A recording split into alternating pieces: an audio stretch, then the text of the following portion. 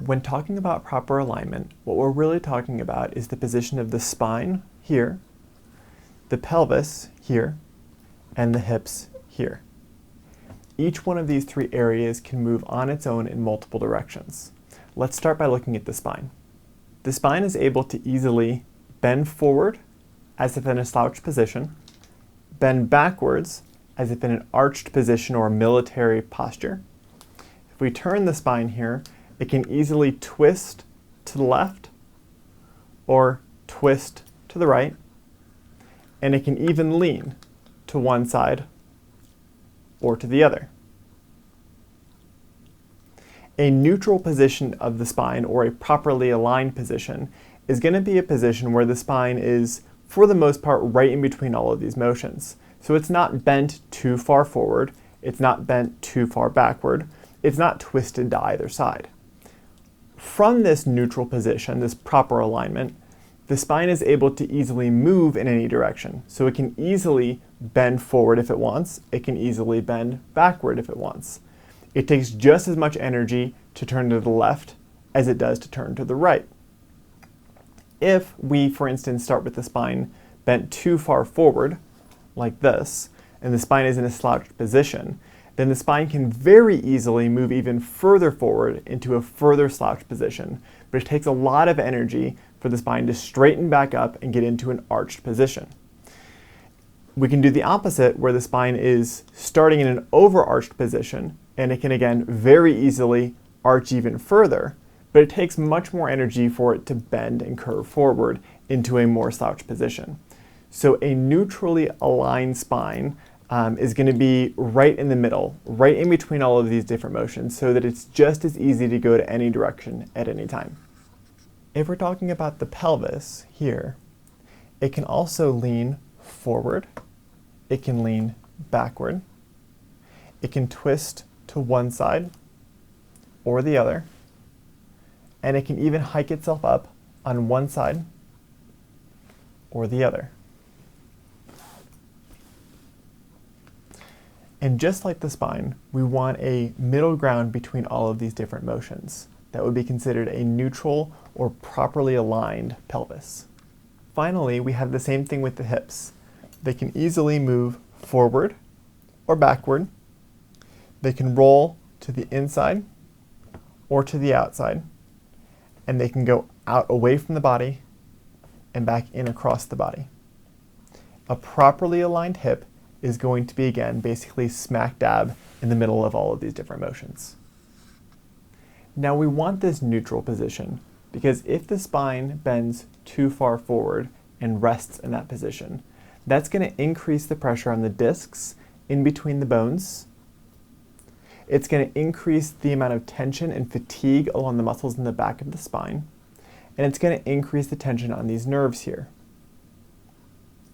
If, however, we do the opposite and we arch the spine too far, that's going to decrease some of the pressure on these discs in between the bones, but it's going to increase the amount of pressure on these nerves, and it's going to dramatically increase the pressure on these joints in the back part of the spine here. So we don't want a position that's too far to either extreme, because too far to either extreme is going to cause problems. This same thing works in the pelvis and the hips as well. We want that in-between position so that we're not putting excessive stress on any one area. Now, of course, none of these areas work in isolation. If we change the position of the spine, it's going to affect the position of the pelvis and of the hips. If I change the position of the hips, it's going to affect the position of the pelvis and the spine. And finally, if I change the position of the pelvis, it's going to affect the position of the spine and the hips. This last one, the position of the pelvis, is the one that we're really going to focus on because the amount of change that it can force in the spine and the hips is really quite remarkable. If we make the assumption here for just a minute that the spine is in a neutral position, I can pop this off here and it's going to be right in that happy middle ground where I want it. And then I pop it back onto this pelvis here, and you'll notice that this area is actually anchored together. If I were to move the pelvis forward, you can see that the spine actually arches. This is not a spine problem, but a pelvis problem. However, the spine is now going to wear and tear much faster, especially in these joints in the back of the spine. If I put the pelvis back to neutral, then the spine levels out and everybody's happy. I can do the opposite. I can tilt the pelvis backward, and now you can see that the spine actually flattens out here. This is again going to increase wear and tear, mostly on these cushioning discs in between the spine. And this is a spine symptom, but it's not a spine problem. It's a pelvis problem. So we put the pelvis back to where it's supposed to be, and now we have a healthy, happy spine again. You can do the same thing if we pull the pelvis up to one side. We hike it up to one side. In this case, the left side's higher, and you can see that the spine automatically bends in this awkward position when I do this. If this is a person who's standing up, their upper spine is then going to correct back. This gives you what we would call a scoliosis type curve. Now this looks like a spine problem. It causes spine irritation, but it's actually a pelvis problem. If we fix the pelvis, we fix the spine. So we put this back where it's supposed to be, and the spine's going to straighten out. We can finally do this by turning.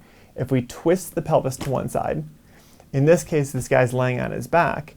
Now in order for his shoulders to still be touching the table, he's going to twist himself so that he's facing the ceiling again. This is again going to create wear and tear along the spine, and it is not a spine problem, but a pelvis problem. So if we fix the pelvis, the spine comes back to a happy neutral position. The same thing happens with the hips.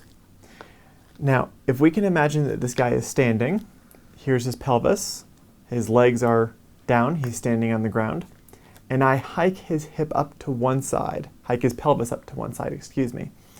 One side's down, one side's up. Now, if this guy's standing on the ground, this leg needs to be a solid 3 inches longer than this leg.